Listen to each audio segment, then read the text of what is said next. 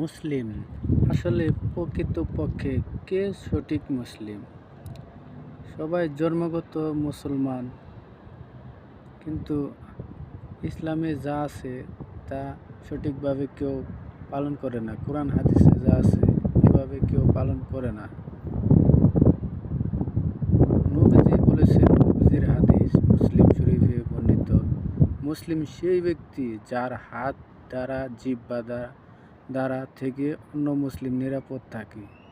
এটা সহিহ বুখারীতেও আছে, সহিহ মুসলিমেও এই হাদিস আছে। আর সঠিক মুসলিম হচ্ছে যারা একমাত্র আল্লাহকে বিশ্বাস করে, আল্লাহরই উপাসনা করে, আল্লাহকেই মানে, আর নবী মুহাম্মদ সাল্লাল্লাহু আলাইহি সাল্লামকে পথ প্রদর্শক হিসাবে মানে, তার বার্তাবাহ রাসূল হিসাবে মানে। তারপরে নামাজ, রোজা, হজ, যাকাত আন্তরিকভাবে এগুলো পালন করে, তারাই সঠিক মুসলিম। তারপর মানুষের উপকার করে, ক্ষতি করে না, হিংসা রাগ দমন করে রাখে, নিজের প্রতিটি কাজের আগে পরে ভাবে কোনটা করলে কি হবে, আল্লাহ খুশি হবে না বেজার হবে, এগুলো ভাবে আল্লাহর উপরে ছেড়ে দেয়। এরাই হলো সঠিক মুসলিম। মুসলিমরা সঠিক মুসলিম হলো যার অন্তর পরিষ্কার, কাজ সুন্দর, লক্ষ্য সুন্দর, আল্লাহর নৈকট্য হাসিলের উদ্দেশ্য, তারাই সঠিক মুসলিম।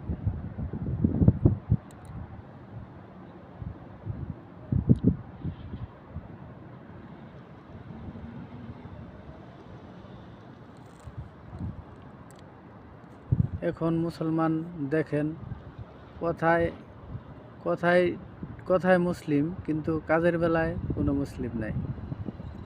সব কিছুই করতেছে, মিছা কথা, চুরি, ছিনতাই, মানুষের হক মাইরা খাওয়া, তারপর গীবত করা, সব কিছুই করে। আবার মুসলিম নামাজও পড়ে, সুদও খায়, ঘুষও খায়, তাও সে নিজেকে দাবি করে মুসলিম। এগুলা কি আসলে মুসলিম? কোরআন হাদিস হিসাবে তো আমি দেখি না এগুলো মুসলিম।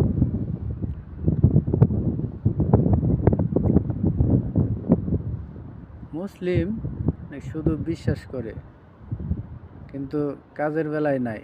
কাজের বেলায় সব 2 নাম্বারি যত কাজ আছে সব করব।